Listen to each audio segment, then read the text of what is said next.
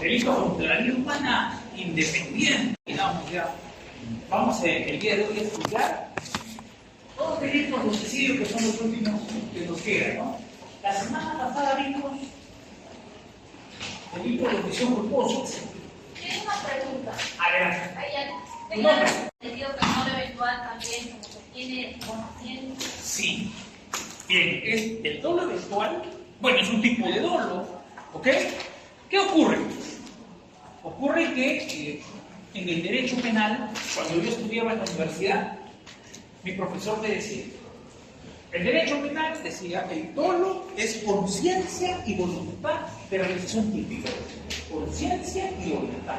O sea, el tipo, la persona que va a cometer el delito tenía conciencia. ¿Qué significa eso? Conocimiento de que está cometiendo un delito, ¿cierto? Y segundo, la voluntad. ¿Qué significa? ¿Qué quiere hacerlo? Yo quiero matar a... ¿Qué nombre es? Jessica, pero es solamente un ejemplo, ¿ya? No es que yo quiera matar. Yo quiero matar a Jessica, ¿ok? Planifico todo. Sé que matar es delito, ¿cierto? Todos sabemos que matar es delito, ¿no? Y miren ustedes, pero lo quiero hacer. Y de repente la criminal.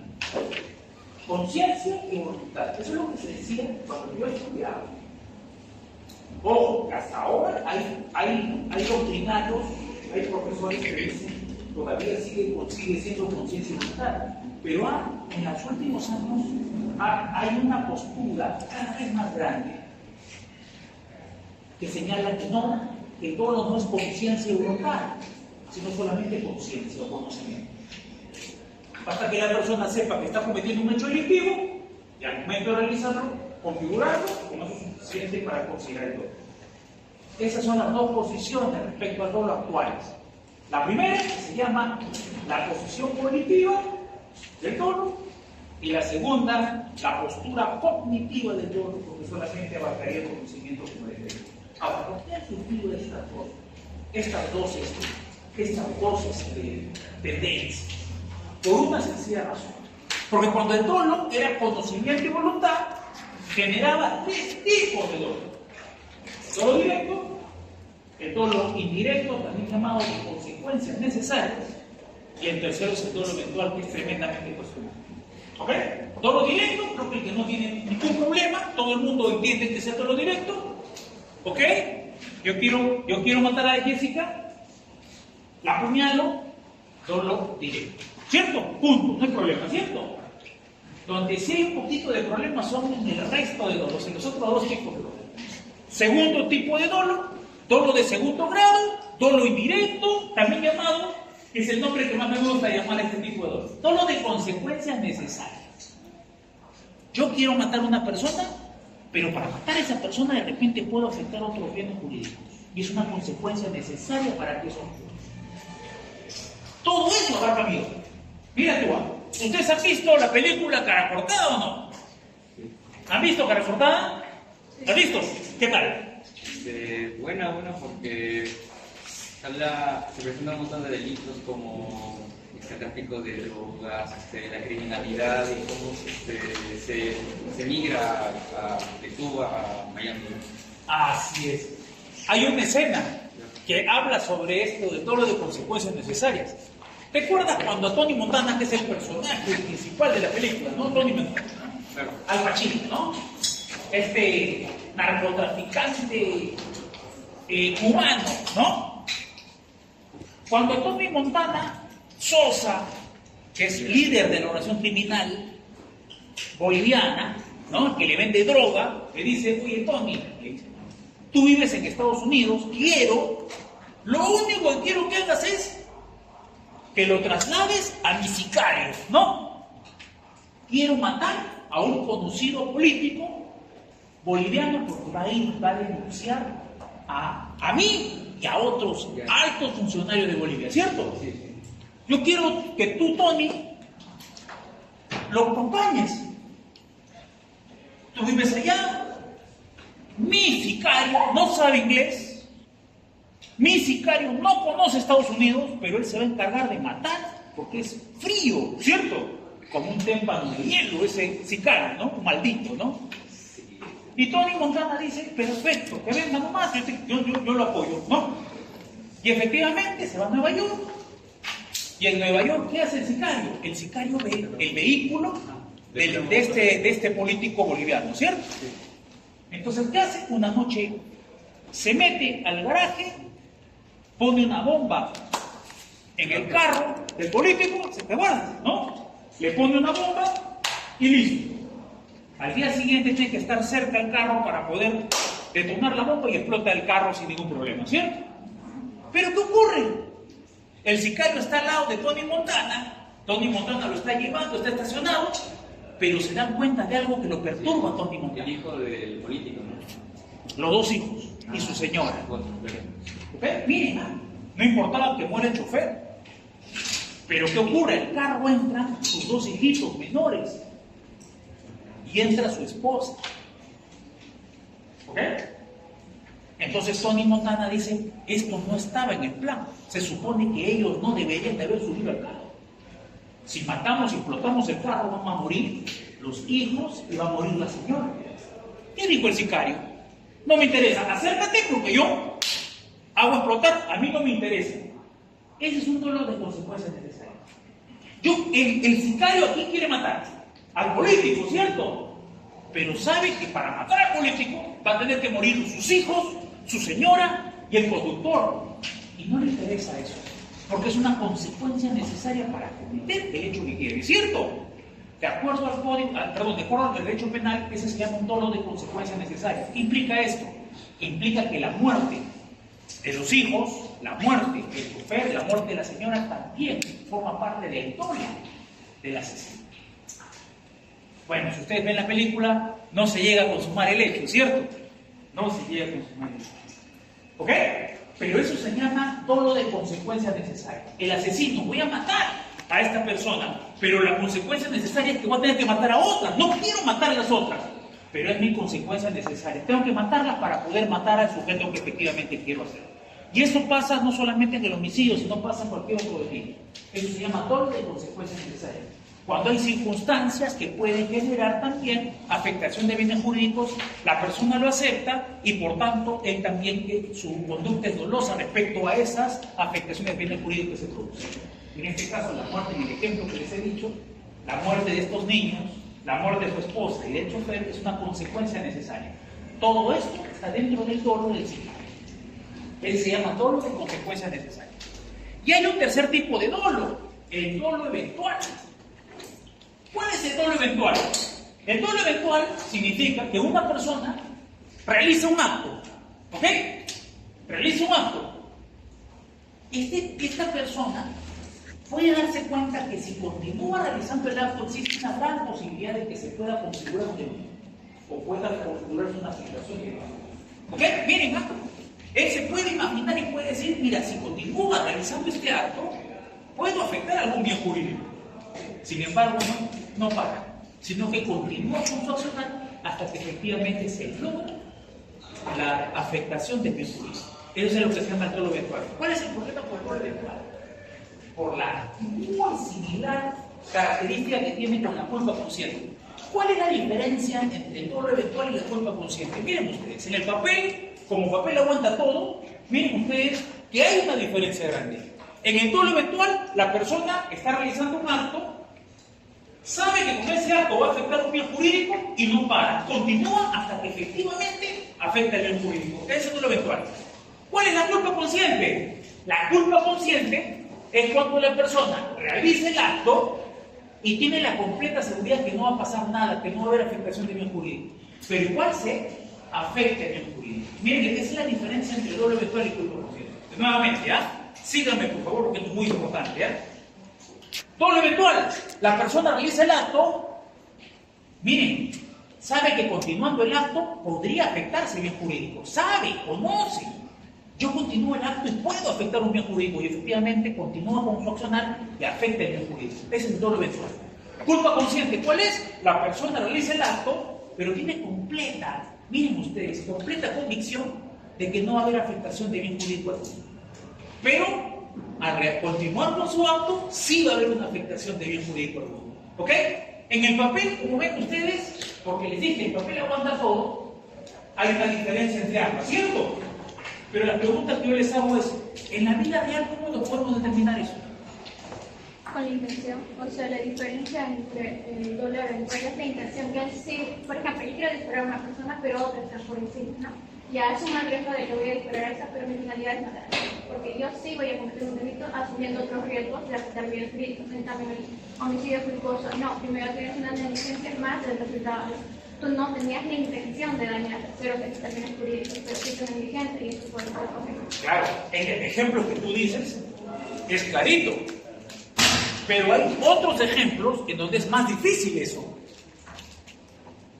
Y yo les voy a explicar dos casos en nuestro país que han generado tremenda discusión respecto a la diferencia entre dolo eventual y culpa consciente. ¿Ok? Primer ejemplo, caso Utopía. Si ustedes se imaginan, se acuerdan del caso Utopía, ¿cierto? La discoteca esta donde murieron más de 20 jóvenes, ¿no? 27 jóvenes creo que fallecieron, lamentablemente en esta discoteca. ¿Se acuerdan? Ok. Si ustedes fueran fiscales en ese momento, ¿qué decían? ¿Culpa consciente o dolo eventual? Delito culposo, ¿cierto? Al comienzo, ¿cierto? Delito culposo. Ahí no hay intención del dueño de querer matar a la gente, a esos jóvenes, ¿no? Es absurdo incluso pensar eso, ¿cierto? Pero se empezó a debatir si es que existía un dolo eventual. ¿Por qué? Porque el abogado de la parte agraviada decía, ellos tenían una determinada cantidad de personas que tendrían que haber ingresado a esa discoteca. Sin embargo, siguieron vendiendo entradas y generaron mayores ingresos a los que deberían de haber ingresado. Ellos se daban cuenta que esto podría generar afectación de bienes jurídicos y no pararon, sino que continuaron. Dolo eventual. El local no contaba con extinguidores. El local solamente tenía solamente una puerta de salida. En el local habían cortado el agua para que los jóvenes vayan a comprar el agua en la barra. Eso costaba una mayor cantidad de dinero, ¿cierto? Y una ganancia para la empresa. Entonces aquí decía el abogado, dolo eventual. No culpa consciente, dolo eventual. ¿Ok? Mira. Ahí ya la cosa cambia. Se pone más difícil la cosa. O sea, todo eso encaja en la infracción del deber de cuidado. Al final, el querer limitar el intercesor de agua para la salida de los que van a la discoteca, la finalidad no es asesinarlos, sino la finalidad es generar mayores ganancias. Entonces, creo que es analizar la voluntad, ¿no? ¿Cuál fue su finalidad? Entonces, todo eso encaja en la infracción del deber de cuidado, no encajaría en el dolo eventual, por lo menos. No, Chantal. Chantal, excelente. Coincido contigo. Pero ese es miren ustedes el problema que genera el tener dos figuras tan similares. Porque tendríamos que ponernos en el lugar, como él es indicado, en el lugar del que comete el delito. Pero qué difícil es determinar si hubo efectivamente un dolo eventual o culpa consciente. ¿Te das cuenta? Ese es el problema que acarrea esas dos figuras. Y eso no es nada, porque ustedes seguramente pensarán, bueno, ¿cuántos casos de incendio de discotecas habrá en Lima o en el Perú? Son poquísimos, de repente, 3, 4 que habrán habido, ¿no? Habrán existido. Pero miren ustedes, hubo otro caso que puso en alerta sobre esta figura, que fue el caso Ivo Dutra, que se llamaba este joven periodista. Conocimiento, punto. ¿Por qué? Porque si ponemos voluntad, utilizamos el dolo eventual. Y el dolo eventual es peligrosísimo. Por eso cada vez hay mayores adeptos a la teoría cognitiva del dolo, que no reconoce el dolo eventual. Mi posición es que el dolo eventual es tremendamente peligroso. Si en un caso de accidente de tránsito se utiliza el dolo eventual, como hemos visto en el caso de Ivo Dutra, entonces por gusto estudiamos delitos culposos, todo lo que sean dolosos impunes. ¿Me entienden a lo que me refiero? Es el peligro y la gran, digamos, parecido que tiene el dolo eventual con la culpa consciente. Desde mi punto de vista, el dolo eventual puede ser peligrosísimo porque puede ser utilizado malamente. Ustedes son abogados de la parte agraviada y pueden transformar un delito culposo en un delito doloso, ¿o no? Y eso es peligroso, esa es manipulación de la ley, ¿o no? Sí. Pero entonces no sería posible establecer el criterio. Una infracción de deber de cuidado sea un delito culposo sin que se produce el resultado. Entonces, ¿esto qué generaría? Generaría que no se utilice como se ha ido utilizando, fíjate tú, de una manera indiscriminada, no discriminada, pero ante casos que normalmente son delitos culposos por una cuestión de conveniencia. Porque acá es una conveniencia del abogado de la parte agraviada. Yo estoy seguro que si el abogado, este abogado, era abogado del conductor, hubiese dicho desde el comienzo delito culposo, ¿cierto? Homicidio culposo. Entonces, nos vamos a dependiendo de dónde defendamos, vamos a manipular esta figura, es el peligro y el riesgo de todo el eventual. Por eso hay muchos que dicen que no debería ser utilizado el dolo eventual, por lo peligroso que sería y que afectaría la seguridad jurídica. Ese es un pequeño resumen de esta figura. Sí, de la pena, ¿cierto? ¿Quién merece más pena por principio de proporcionalidad? El delito doloso.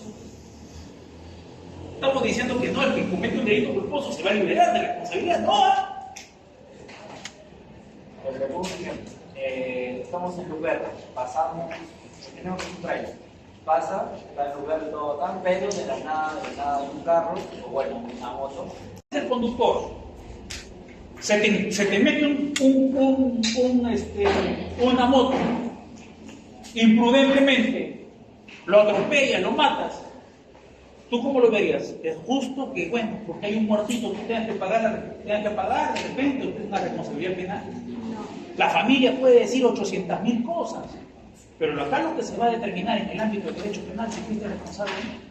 Si tú cumpliste con el reglamento de tránsito,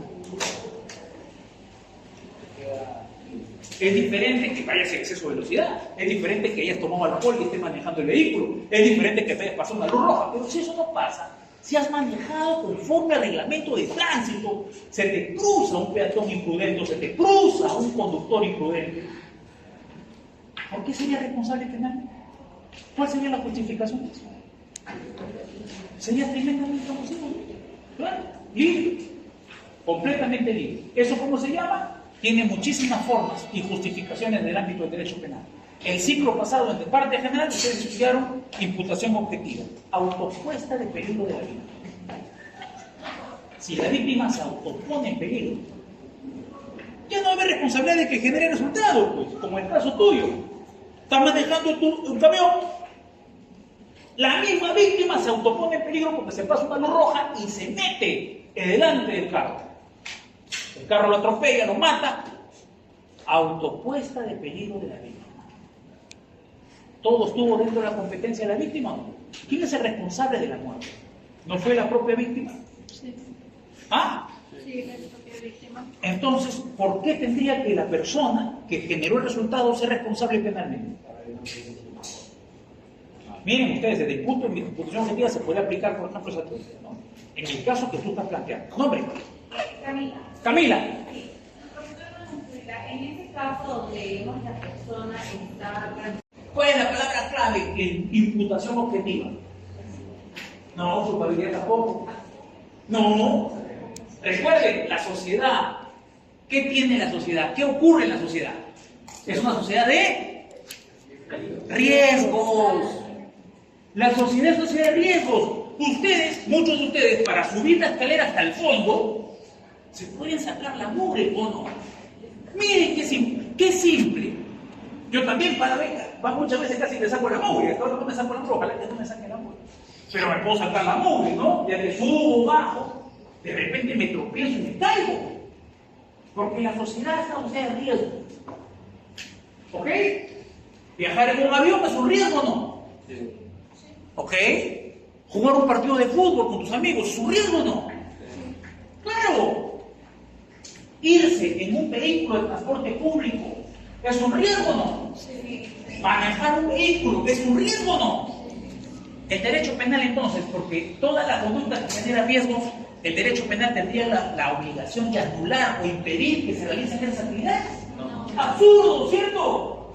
Porque nos favorece, nos facilita la vida, ¿o no? Entonces, ¿qué hace el derecho penal? El derecho penal acepta que es una sociedad de riesgos. Que hay riesgos. ¿Esos son riesgos? Permitidos. Así es. Riesgo. Permitido. Esa es la palabra riesgo permitido. Hay riesgos que son permitidos. Pues. Viajar en avión es un riesgo permitido, manejar un vehículo es un riesgo permitido, irse en un vehículo de transporte público es un riesgo permitido, ¿no? Ver una pelea de box, sacan la mugre a veces, ¿no? Quedan todos hinchados, lesionados, pero es un riesgo permitido, ¿ok? ¿Qué es lo que nos dice el derecho penal desde la imputación objetiva? Si realizamos una conducta dentro del riesgo permitido, Camila, ojo, si realizamos una conducta dentro del riesgo permitido, no se sanciona penalmente. No se sanciona. ¿Cuándo sancionamos penalmente? Cuando pasa el riesgo permitido. Cuando incrementamos el riesgo o creamos un riesgo no permitido. ¿Me entienden? O sea, manejar un vehículo es un riesgo permitido o no? Sí. Si manejo mi vehículo conforme al reglamento de tránsito, estoy dentro del riesgo permitido, ¿cierto? Por eso es que cuando se me cruza un peatón, lo atropello, lo mato, no hay responsabilidad penal, porque estoy dentro del riesgo permitido, ¿cierto? Pero ¿qué pasaría si aumento la velocidad? Camila, mira, 2 kilómetros más. Te dicen 80 kilómetros por hora, pero voy a 82. Incrementé el riesgo. Si produjo el resultado, atropello a una persona y la mato, la lesiono, ahí sí seré responsable penalmente. ¿Por qué? Porque incrementé el riesgo. Incrementé el riesgo, ¿cierto? Cuando hay incremento de riesgo, hay sanción penal. Cuando, miren ustedes, estoy dentro del riesgo permitido, no hay sanción penal, ¿cierto? E incluso hay unas teorías, unas tendencias, que señalan que si disminuye el riesgo por sentido común, ¿hay responsabilidad o no? ¿Por sentido común? No, pues no puede haber, ¿cierto? ¿Cuándo, profe, se disminuye el riesgo? ¿Ok? Miren ustedes. Digamos que a Camila la van a matar. Yo me doy cuenta que le van a disparar a Camila. Si no, olvídense, pues, utilizamos agarramos y ya para qué estudiamos derecho penal, y al de frente nomás sancionemos, ¿cierto? ¿Y por qué es esto, ¿Por qué hay tantas reglas? Para evitar que se abuse, porque es la última ratio de uso del Estado para castigar a las Muy bien, ¿tu nombre? José. José, tienes completa razón. Para evitar que se abuse del derecho penal. En una sociedad como la nuestra, qué fácil es utilizar el derecho penal, la ley del miembro. ¿Me entienden? Lo que se busca es justicia penal. ¿Se dan cuenta o no? Si yo estoy manejando mi vehículo dentro del riesgo permitido y se me interpone por ahí, se me cruza un peatón imprudente, ¿yo por qué tengo que ser responsable? Si he cumplido con las reglas de tránsito. Esto, de imputación objetiva, tendrá unos aproximadamente en nuestro país 30 años. Hace 40, 50 años, los jueces ¿cómo resolvían? No, hay un mortito, alguien tiene que pagar por el mortito. Eso ya no más. Eso ya no. Y si ustedes quieren saber un poquito más de esto, les sugiero que empiecen a revisar en internet todas las sentencias que hay utilizando criterios de imputación objetiva. Autopuesta de peligro de víctima, principio de confianza, prohibición de regreso. Para que vean ustedes cómo los jueces utilizan esto al día a día, para evitar sentencias injustas sobre él. O sea, va a ser responsable la propia víctima. Y eso no es nada. Eso no es nada. Hay unas tendencias incluso que van más allá, que no han sido utilizadas en el Perú. Por ejemplo, el profesor Claudio Roxín habla de la heteropuesta de peligro consentida. Un poquito. Eso todavía no se utiliza en el Perú. Por lo menos no he visto ninguna sentencia en que se haya utilizado eso. Porque es una teoría muy cuestionable, que en paz descanse. Acuérdense que el profesor Roxín ha muerto hace un par de semanas. Miren ustedes, heteropuesta de peligro consentida. ¿Cómo es esto, profe? Yo creo que le estoy poniendo mucha información, creo. Pero siempre es bueno lo que les interesa, sobre todo el derecho penal. Miren ustedes, heteropuesta de peligro consentida. Un ejemplo. Hace unos años atrás, no sé si ustedes se acuerdan, hubo un caso muy dramático, terrible caso. Miren, una señora estaba divirtiéndose en el salsódromo, en la Victoria, y sale con sus amigos. ¡Vamos, muchachos! Se está terminando ya, pero la noche todavía es joven. Esa es la clásica, ¿no? La noche joven, ¿no? Todavía hay que seguir chupando. ¿Dónde? Vámonos a la herradura. Todos habían tomado. Todos habían tomado, incluyendo la que iba a manejar. Suban a mi camioneta, dice, ¿eh? Y se suben todos a la camioneta. Está manejando, llega a la vía expresa, choca como un poste. Genera la muerte de una mujer. Salen los medios de comunicación, van, enfocan todo y lo entrevistan, como siempre, al papá de la víctima, ¿no? Y dice, señor, ¿qué opina usted de esto? Y el papá de la víctima, imagínense qué dice. ¿Qué es lo que dice el papá de la víctima? Discusión siempre que mi hija nunca tuvo la culpa. Exactamente. ¿Qué dice? Pero miren lo que dice, ¿eh? Dice, ¿cómo es posible esta maldita manejado de ebria? Mi hija ha dejado ya un nieto. A mi nieto que se queda huérfano, ya no tiene mamá. Gracias a la conducción de esta maldita. ¿Cómo es posible que haya manejado en estado de ebriedad? Ha matado a mi hija por conducir en estado de ebriedad. Su hijo, ¿qué va a hacer de mi nieto? ¿Ok? Miren ustedes, ¿eh? Y seguramente muchos de ustedes están escuchando y dicen, bueno, tiene razón. Pero miren lo que dice Roxin. Roxin dice, no, que no tiene razón ese señor. Roxin dice, se puede aplicar la heteropuesta en peligro consentida. ¿En qué sentido? ¿Quién tendría que preocuparse por su hijo? No es la mamá. Si yo estoy viendo que la conductora ha chupado, ha tomado licor, y yo sé que está en estado de ebriedad, ¿por qué me meto al carro? ¿Quién tiene que proteger a su hijo? ¿Quién tiene que pensar por ese niño? ¿La conductora? A la conductora no le va a interesar ese niño, ¿cierto? ¿A quién tendría que interesar? ¿A la propia madre o no? Entonces la madre lo que tendría que haber hecho es, un ratito, amiguita, has tomado licor. Yo no me voy a subir a ese carro porque corro riesgo de mi vida. Y por ende tengo un hijo que me está esperando en mi casa. Vámonos, si quieres, en taxi. Eso es lo que tendría que pasar, ¿sí? Si no, imagínense ustedes. Claro que en la vida real eso es un poco risible, ¿no? Pero eso es lo que tendría que pasar, ¿o no? Entonces miren ustedes, ¿ah? Miren ustedes. Para Roxin, la conductora no tendría responsabilidad de la muerte de esa víctima. Porque había una heteropuesta de peligro consentida.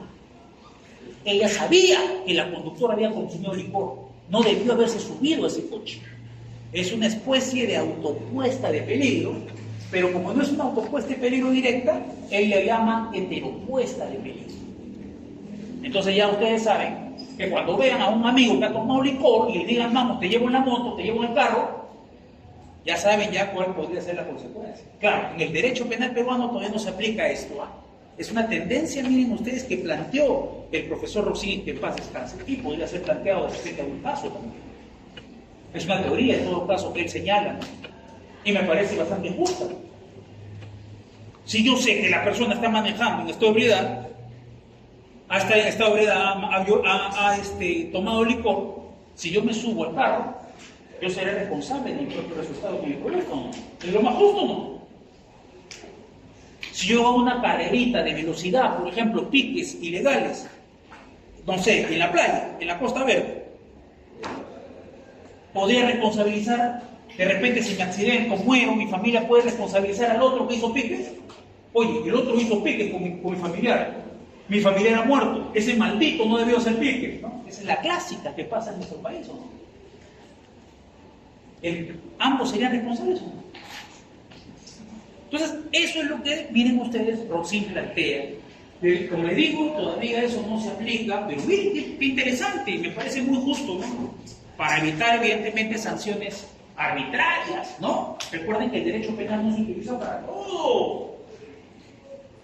Porque sería, pues, injusto meter a la cárcel a una persona cuando la responsabilidad es de otro, ¿sí o no? ¿Ok? Miren. Listo. ¿Preguntas? En este caso, pero Roxin sí quedaría sentada de responsabilidad penal a la conductora, pero en Perú no se da, ¿no? Si en Perú pasara ese caso, sí va a la cárcel. Chantal, si tú fueras abogada, ¿qué plantearías? Que igual, por más que alguien haya dado su consentimiento de subir el auto, una persona siempre debe velar por el jurídico de los demás, no sabe de lo mismo. Entonces tú haces, si hay una infracción del deber, no estás atentando contra tu propia vida y de los demás. Sí, es nada para mí. Sí. Eso es algo que, o sea, hasta el momento, ese sería lo que tú has dicho, Chantal, es la respuesta jurídica en la actualidad. Pero quién sabe, mañana más tarde, alguien lo plantea y genera una jurisprudencia de repente respecto a eso. Pero fíjate tú cuál es la justificación y cuál es el fundamento. Pero la responsabilidad debe, o sea, no solo cae en la conductora, sino también en la circunstancia que se produce. Así es. Y esto, ojo, no es nuevo. Esto ya se ve, ya les dije, la autopuesta de peligro de la víctima, que es un criterio de imputación ejecutiva. Ojo. ¿Interesante o no? Ok. Vamos a la siguiente pregunta. Pregunta nada. Listo. Sí, Juan. El lapso de tiempo. Ahora, ¡ay, cara! Homicidio piadoso, también llamado homicidio a petición, artículo 112 del Código Penal. ¿Ok? 112 del Código Penal. Han escuchado seguramente esto ustedes, ¿cierto? ¿No? Lo que se conoce, que creo que no está bien, hay nombre que algunos le ponen eutanasia, pero la verdad es que no tiene fundamento para llamarlo así, porque ustedes van a ver que el tipo penal exige algunas características. Ojo, el homicidio a petición se llama justamente así porque la víctima le pide a su asesino, a su homicida, le pide, ¿ok? Para que sea homicidio a petición, llamado también homicidio piadoso, miren ustedes, artículo 112 del Código Penal, homicidio piadoso,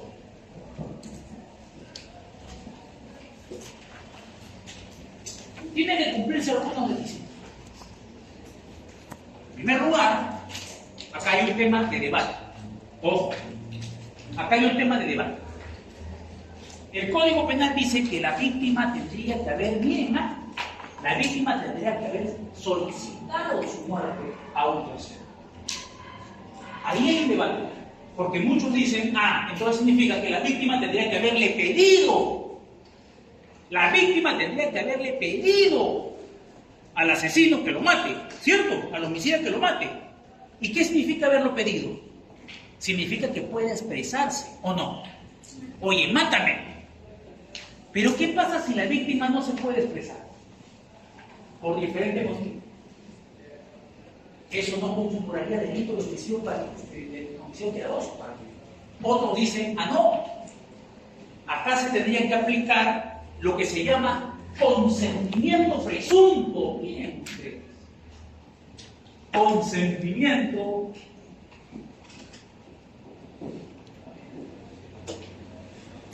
presunto. ¿Se acuerdan que hablamos del consentimiento, no? ¿Cierto? Artículo 20, inciso 10 del Código Penal, ¿no? Eximente de responsabilidad penal, ¿cierto? Miren, consentimiento presunto. O sea, ¿qué significa esto? Bueno, lo maté porque él nunca me lo pidió, porque no podía hacerlo. Pero yo presumía que iba a aceptar que yo lo mate. ¿Por qué? Porque en algún momento me dijo, si es que yo no respiro ya y respiro artificialmente o de repente no puedo valerme por mí mismo, mejor mátame, ¿no? ¿No? Ojo, para que haya un consentimiento presunto tendría que haber una demostración, una prueba de que eso ocurrió. ¿Cierto? ¿Cómo uno puede presumir lo que puede consentir otra persona? Por alguna palabra que haya dicho, alguna frase que haya dicho, ¿no? Porque de repente, antes de que muera, alguien puede decir, oye, ¿sabes qué? Quiero que tú hagas esto por mí. En el caso de que estemos en una situación determinada, ¿sí o no? No sé si les ha pasado a ustedes. Por su propia actividad, de la propia actividad que realiza, ¿no? ¿No? Por una cuestión ya de valores, de su forma de vida, pues. ¿No? Por ejemplo, yo siempre he escuchado a mi papá que me dice, o decía desde que yo era muy joven, siempre me decía él, de que él consideraba que cuando pierda la cordura, ya no es vivo para él. Una persona está viva, decía él, piensa él, de que mientras tenga conciencia de su alma. Entonces yo entiendo, por un consentimiento presunto, si mi papá me ha dicho eso, por muchísimos años he escuchado esa frase, por muchísimos años, de que él pierde obviamente la cordura, si pierde la voluntad, si no puede depender de sí mismo, sino de terceros, pues eso para él no es una vida. Y por tanto, yo podría acabar con ella, podría entenderla de esa manera.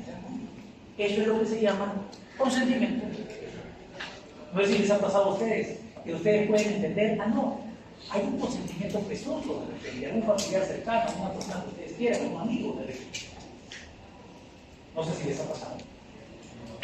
Estar en contacto con una persona, ver cómo se porta, ver cómo se comporta, ver cómo reacciona ante determinadas circunstancias, puede darle la idea de la existencia de un consentimiento presunto, pero el consentimiento presunto tiene que ser demostrado. Si no, imagínense ustedes todos los abusos de personalidad. ¿Sí o no? Geraldine. No, Geraldine me dijo que la mate, ¿por qué? Porque... No. ¿Y cuál es la demostración de eso? No, Geraldine me dijo antes. Ya, pero ¿cómo lo demuestra? ¿Se dan cuenta? Porque si no, si yo hago eso, de repente Geraldine nunca me dijo eso. ¿Cómo demuestro yo que efectivamente eso ha ocurrido? ¿Una grabación podría ser? Exactamente, grabación, de repente testigos, ¿no? De repente me escrito, oye, ¿sabes qué? Me está mal, si estoy en estas condiciones, no hago con ella, o no. No es tan simple como Geraldine me dijo. Depende también de las circunstancias. El vínculo que tengamos, por ejemplo, si yo no Geraldine. Si yo le tengo muchísimo cariño a Geraldine, le tengo mucho cariño, mucho aprecio, y veo que está sufriendo innecesariamente Geraldine, entonces eso también podría motivar. Que pensemos, si nos ponemos en el lugar del profesor, haría lo mismo, o no. Otra circunstancia que podría determinar un consentimiento presunto, siempre y cuando Geraldine no haya expresado su deseo de morir, porque no se demuestra ese deseo de morir.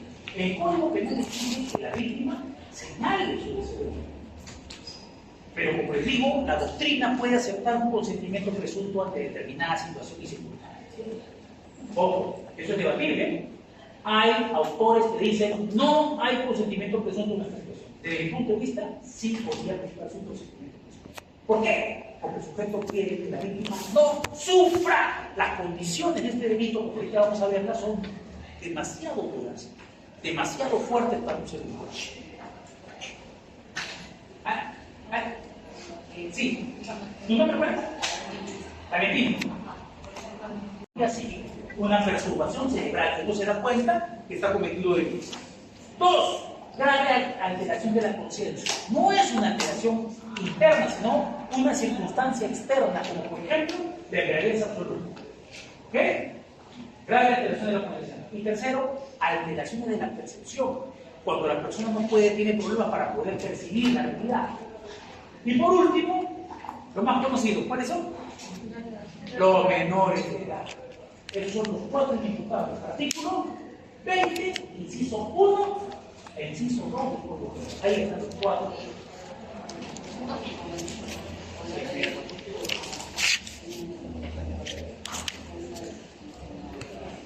Para que exista un homicidio piadoso, también llamado homicidio a petición, en primer lugar, la víctima tiene que sufrir una enfermedad. ¿Qué dice nuestro Código Penal? ¿Enfermedad qué? Incurable. Bien ustedes. En primer lugar, la víctima tiene que sufrir una enfermedad incurable. Una enfermedad que no tiene cura. ¿Ok? En primer lugar, enfermedad incurable tiene que tener la víctima. En segundo lugar, esa enfermedad incurable, enfermedad que los médicos han dicho, ya tiró la toalla, ¿no? Los médicos dicen, ya no podemos hacer nada con este señor, ¿no? Ya no podemos hacer nada. Esa enfermedad la van a mantener de por vida, hasta que muera, ¿cierto? Pero miren ustedes, no solamente la persona tiene que tener una enfermedad incurable, sino que esa enfermedad incurable tiene que generarle, ¿qué? Intolerables.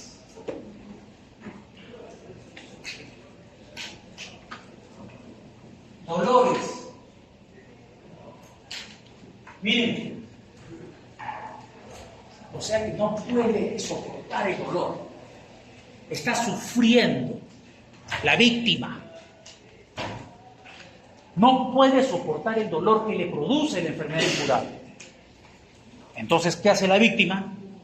Le pide a una tercera persona que, por piedad, por eso se llama homicidio piadoso, por piedad lo mata, para no seguir sufriendo. ¿Qué les parece? Y el autor, por piedad, lo mata. Por eso el delito de homicidio piadoso tiene menor pena que el homicidio simple. Porque el sujeto activo lo hace por piedad, por pena, al ver sufrir a la víctima y no querer que siga sufriendo. ¿Ah? ¿Qué les parece? Doctor, entonces, por ejemplo, alguien que está en estado vegetal, ¿se podría hacer un homicidio simple aunque se tenga un presunto consentimiento? Interesante. Tendríamos que determinar en primer lugar si hay muerte cerebral o no hay muerte cerebral. Si ya hay muerte cerebral, ya sabemos que no hay homicidio, pues, porque ya está muerto jurídicamente. Pero si no hay muerte cerebral, habría que determinar, uno, si esta persona pidió a otro que lo mate, ¿ok? O dos, si podemos utilizar la figura del consentimiento presunto, pero ante dos circunstancias. Esta persona tendría que tener una enfermedad incurable en primer lugar, y en segundo lugar tiene que sufrir intolerable dolor. Si no se configura esto, no hay homicidio piadoso, sería homicidio, ¿no? Cualquier tipo de homicidio que hemos visto. ¿Ok? Necesariamente para que sea homicidio piadoso, tienen que configurarse esos dos elementos: enfermedad incurable, intolerable dolores de parte de la víctima. ¿Ok? Perfecto. Muy bien. Así funciona el homicidio piadoso. Miren usted, hay un caso bien conocido, el caso de Ana Estrada, ¿no? En nuestro país trajo mucha repercusión. El caso de Ana Estrada trajo tremenda repercusión. Porque Ana Estrada, acuérdense ustedes, que buscó, a través de una acción de amparo, si mal no recuerdo, ¿no? Buscó que el Estado la mate. Sí, porque ella consideraba que su muerte no era, o mejor dicho, que su vida no era digna. ¿Ok? Esto es interesante. ¿Por qué? Porque esto ha ocurrido en otros países, ¿sabes? Esto ha ocurrido en otros países. El caso tal vez más conocido, realizado en el extranjero, fue un caso tremendamente interesante. El caso de Ramón Sampedro. No sé si han escuchado de Ramón Sampedro. Han dicho que no es vinculante, ¿cierto? No es vinculante, o sea, cualquier persona que quiere que el Estado lo mate no lo va a matar, pues, ¿no?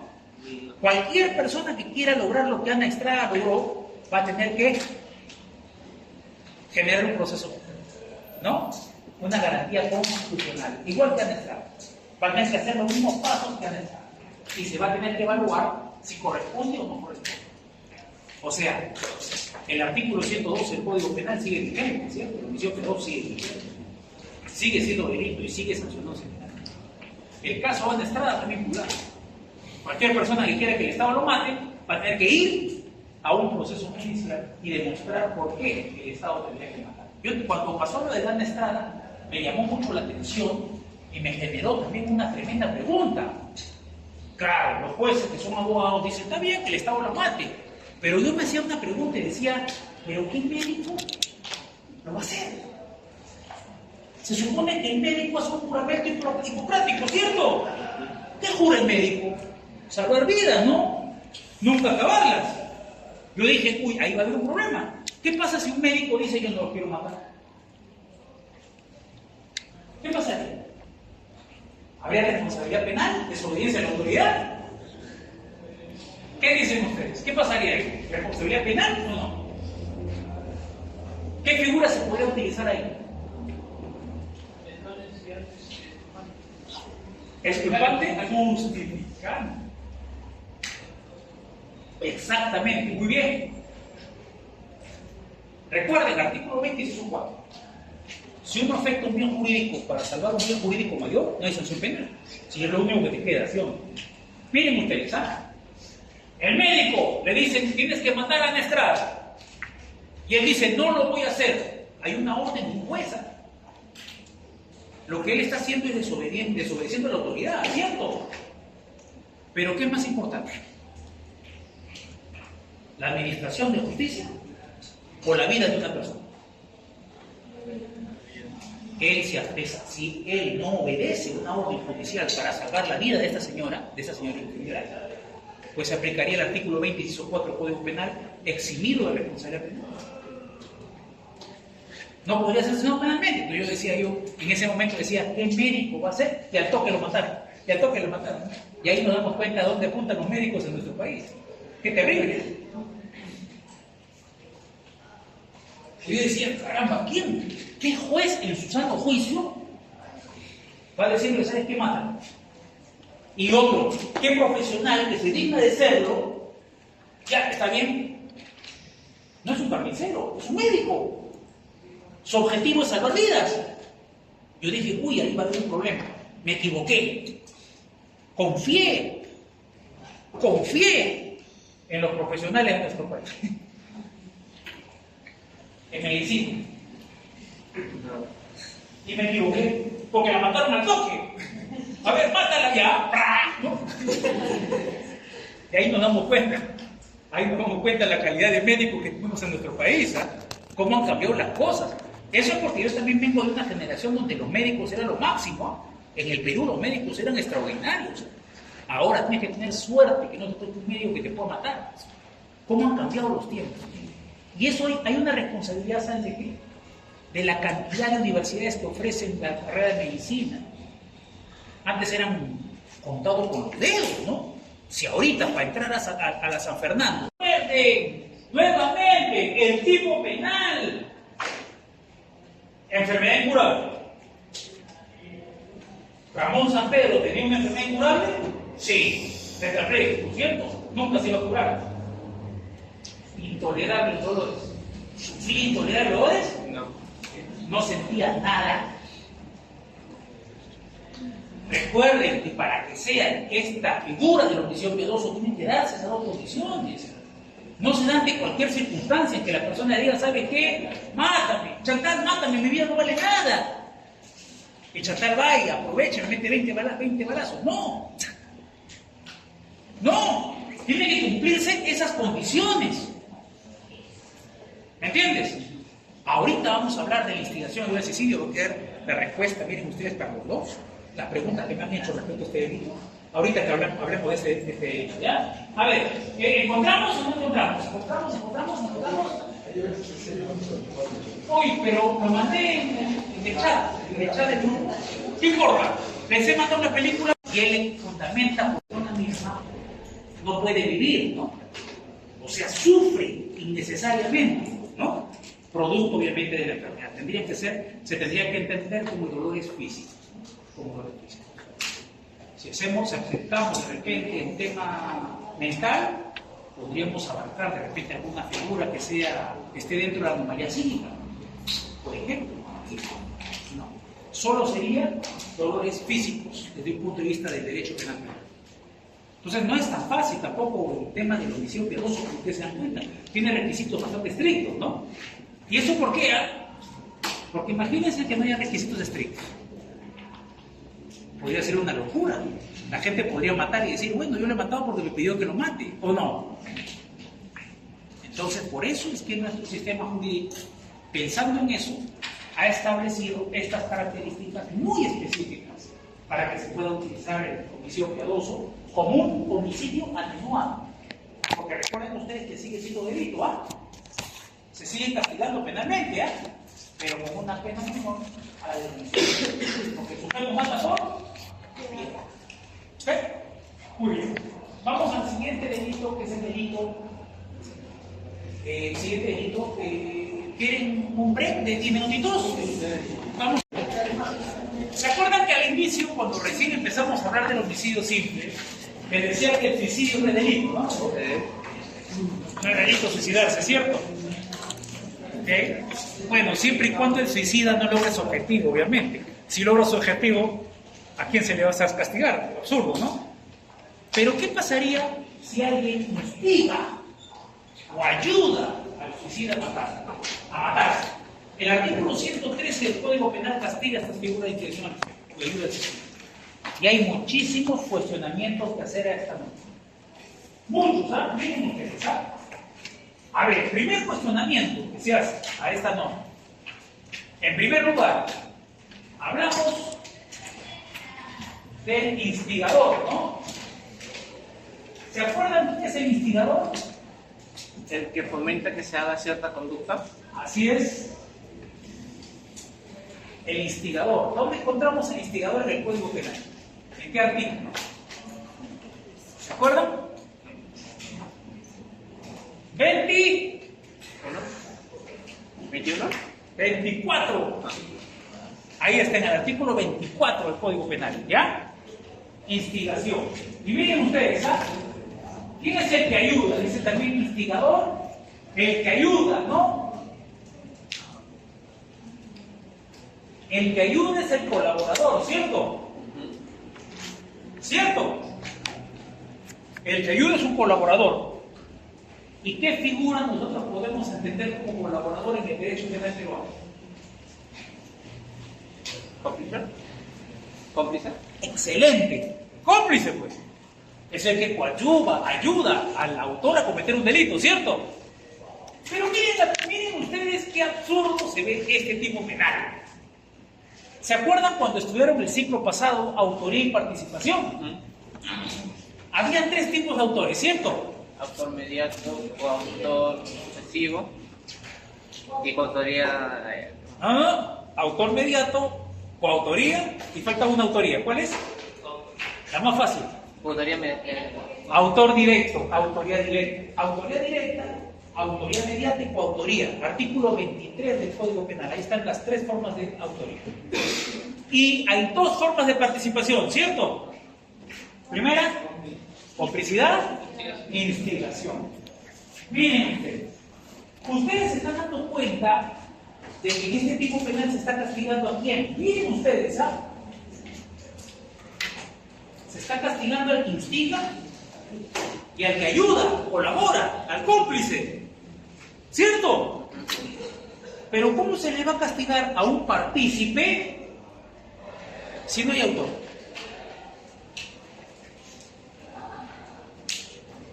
Ya les he dicho que el suicidio no es delito. ¿Me entendieron? ¿Vieron a dónde apunto o no? Ustedes el ciclo pasado aprendieron un principio que se llama principio de accesoriedad de la participación. ¿Qué significa? ¿Se acuerdan? Efectivamente, Byron, efectivamente. No puede haber partícipe sin autor. ¿Cómo hay cómplice si no hay autor? ¿Cómo hay instigador si no hay autor? Absurdo, ¿cierto?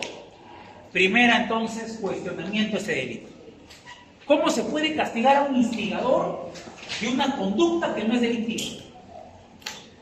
¿Cómo se puede castigar a un cómplice de una conducta que no es delictiva? ¿Se dan cuenta? ¿Esto qué demuestra? Demuestra que a veces el legislador, cuando tipifica conductas delictivas, no se da cuenta que afecta de repente algunos principios. ¿Se dan cuenta o no? Entonces, si ustedes se están dando cuenta, se está castigando partícipes sin autor. En nuestro código penal, o sea, aparte de nuestro código penal, hay otros códigos penales en un estudio comparado que también tengan esta figura de este tipo. Algunos tienen esta figura, otras no, justamente por lo que les estoy indicando. ¿Por qué? Porque imagínense ustedes que en nuestro código penal se castigue esta conducta que infracciona el principio de accesibilidad limitada o accesibilidad de la participación. Yo les cuento un caso de la vida real, ¿ok? Miren ustedes la barbaridad jurídica que se incurría. Miren ustedes. Autoría y participación. El ciclo pasado ustedes estudiaron eso. Cómplice, instigador. ¿Desde qué etapa del intercrímenes podían ser? ¿Se acuerdan? ¿Desde qué etapa del intercrímenes podían ser? Desde la planeación hasta la comisión del delito. ¿Hasta Hasta la consumación. la consumación. Actos preparatorios hasta la consumación. Después de la consumación, no hay complicidad ni instigación, no hay. Pero si ustedes se dan cuenta, le estaban imputando, después de haber matado, vámonos en el carro. O sea, hechos que eran posteriores a la consumación del delito. Miren ustedes qué barbaridad. Lo curioso es que miren, el fiscal comete error, Y el juez aprueba el el error. juez comete error, 2 condenados y 2 abogados cometen error, 4 abogados. Tomamos conocimiento de este caso en el tercero, ¿no? Cuando fue detenido, señor juez, mire, se está afectando esos principios. El juez dijo, tiene razón. Así que lo que vamos a hacer es absolverlo de responsabilidad penal. No solamente lo resolvieron a mi cliente, el tercero, sino también el cuarto. Los otros 2 condenados tendrán, supongo yo, que presentar su acción de revisión. Es que tenemos un buen abogado. Miren ustedes. ¿Terrible o no? Una barbaridad. Reglas de la autoría y participación incumplidas por un fiscal penal, por un juez penal y por 2 abogados. Muy bien, en este caso, si ustedes se dan cuenta en este delito, existe ese problema. Que se castiga a un instigador, a un colaborador o cómplice por una conducta que no es típica, que es el suicidio, y por eso se genera cuestionamiento, porque se afectaría el principio de accesoriedad de la participación. Se está castigando a un partícipe sin existir a otro. Esa es la debilidad de este tipo. Entonces, ¿se aplica bastante este tipo penal o mayormente es...? Lo bueno, y ese es lo bueno, que es bien raro ver un caso de estos. Eso es lo bueno, y por eso de repente nadie dice nada todavía. Porque es un delito que no se comete muy comúnmente. Pero fíjense los cuestionamientos que tiene este tipo penal. Doctor, una pregunta. Sí. Por ejemplo, La investigación requiere convencer a la persona que realice un acto determinado. ¿Me entiendes? No es solamente un consejo el convencer, o una broma, como tú dices. Si se determina el contexto que es una broma o un consejo simple, no estamos hablando de instigación. Para que exista instigación, el sujeto tiene que haber convencido, determinado, dice el Código Penal, ¿no? Haber determinado al autor a cometer un hecho delictivo, para que sea considerado instigador. ¿Entiendes? Y en este delito tendría que convencer al suicida que efectivamente se mate. Y se tendría que demostrar efectivamente ello, ¿no? Ahora, ¿cómo se podría convencer? Ojo, digamos que alguno de ustedes me dice, profe, estoy aguja, no tengo plata. Yo les digo, oye, ¿por qué no aprovechas y asaltas al kiosco acá de la esquina? No hay nadie, una hora determinada, o hay poca gente. Y la persona me dice, tiene razón, profe. Ojo que estoy diciendo de broma, estoy diciendo de ejemplo, ¿ah? Que ahorita después me meto en problemas como instigador de repente, chicos, ¿ah? ¿No? Es un ejemplo nada más, ¿ah? Están apuntando ahí, allá. El profe me dijo, no, por favor, ¿ah? No se lo tomen a pecho, es un ejemplo. Entonces, imagínense ustedes, al profe sí tiene razón, y van y lo asaltan. Ahí sí podemos hablar de instigación, porque he determinado que realicen ese tipo de conducta. No es un simple consejo, no es un simple comentario, ni una broma. Pero si yo les digo, muchachos, ustedes, por ejemplo, no sé, vayan a saquear de repente el kiosco. Ojo, es un ejemplo, nada más, ¿ah? Pero digamos en el contexto de un ejemplo, como estoy diciéndolo ahorita, haciendo siempre la precisión de que es un ejemplo de clase, ¿cierto? Si alguno de ustedes, loco de miércoles, van y saquean, ¿se podría decir que he instigado? No. Va a depender mucho del contexto que se tenga que verificar, ¿cierto? ¿Se dan cuenta o no? Tiene que dependerse del contexto, en qué circunstancias les he dicho que realicen determinada situación. Todo eso se va a tener que determinar para poder contextualizar, para poder verificar la existencia de una instigación. No es tan fácil tampoco, ¿no? Una instigación, para que sea sancionable penalmente, no solamente bastaría con un consejo, imagínense ustedes. Sería tremendamente peligroso. Díganme ustedes, ¿cuánto en algún momento no han hablado acerca de cometer algún delito a otra persona? ¿Ah? ¿Seguro que sí o no? En algún momento les ha pasado, ¿no? ¿No? ¿No les ha pasado que han dicho, oye, ¿sabes qué? Pues, ¿me entienden? Entonces, para que sea instigación, tiene que la persona tenga. Pero ojo, recuerden que el instigador es un partícipe. El hecho le corresponde al autor, no es de él. Recuerden que el instigador no tiene dominio del hecho. El que tiene dominio del hecho es el autor.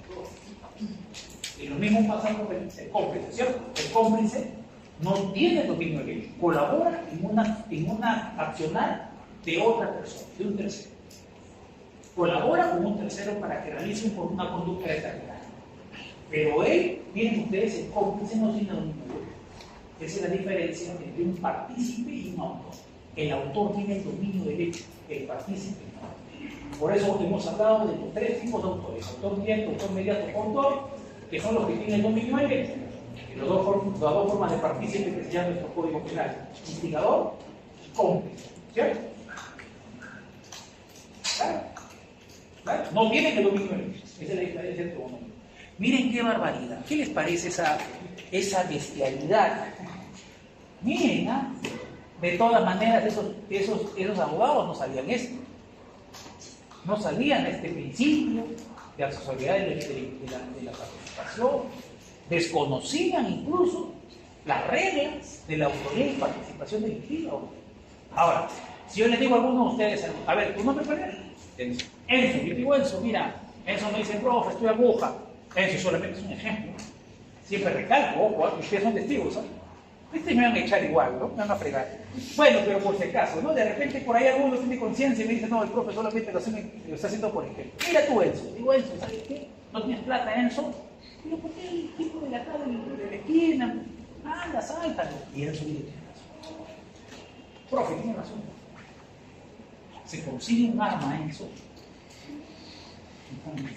Va, lo amenaza con el arma, pero se le pasa la mano. Lo dispara y lo mata. Dígame, ¿yo seré responsable también de la muerte de esa persona o no? ¿Qué dice usted? ¿Yo seré responsable de la muerte de ese vendedor? No. Miren, la regla es que la persona que se excede es el único responsable de su exceso. Renzo, yo le dije, Renzo, roba. Yo le dije, Renzo, mátalo. Roba, pero mátalo. No. Yo le dije, roba. Yo seré partícipe solamente del robo. Pero ya él va a ser responsable de la muerte. Él sí va a ser castigado con un robo, con subsecuente muerte, porque se excedió. Lo mismo ocurre en el plan criminal, en coautoría. ¿Ya? Los cuatro. Muchachos, vamos a asaltar a todos los que están acá en el salón. Nuevamente, ejemplo, nada, no se vayan a asustar. ¿Eh? Ejemplo, ¿ya? Tú te encargas de los de atrás. Tú te encargas de los de allá y yo los de adelante. Y tú, acá en la puerta, evitas que alguien pueda salir de la puerta. ¿Ok? Y empezamos a saltar a que ustedes todos, laptops, celulares, todo, ¿ya? Digamos que uno de ustedes opone resistencia. Y Enzo va y ¡oh!, le mete un balazo y lo mata. Pregunta, ¿los cuatro seremos responsables de esa muerte o no? Recuerden, en la coautoría también pasa eso. El que se excede es el único responsable de su exceso. Estoy diciendo responsabilidades. Así haríamos. Miren cómo sería la responsabilidad. Los cuatro seríamos responsables por robo agravado. Los 3 en particular, robo agravado solamente, ¿no? 2 o más personas. Y eso será el único responsable por robo con subsecuente muerte, que tiene obviamente una pena más alta, porque él fue el único responsable del exceso. ¿Me entendieron? Son reglas de la autoría y participación. Sería injusto que a todos nos imputen eso, ¿sí o no? Sería tremendamente injusto. Yo les comento un caso, hace unos años atrás que tuve. No sé, creo que se he contado, ¿me parece? Me hace referencia que ayuda a que una persona se suicide, es delito. Y esto demuestra, junto con el delito anterior, de homicidio piadoso, demuestra que la vida es un bien jurídico indisponible, que no se puede disponer de la vida, ¿cierto? Aquella persona que disponga de la vida de otro puede ser considerado responsable penalmente. ¿Preguntas? Listo, chicos. Ahora sí los dejo.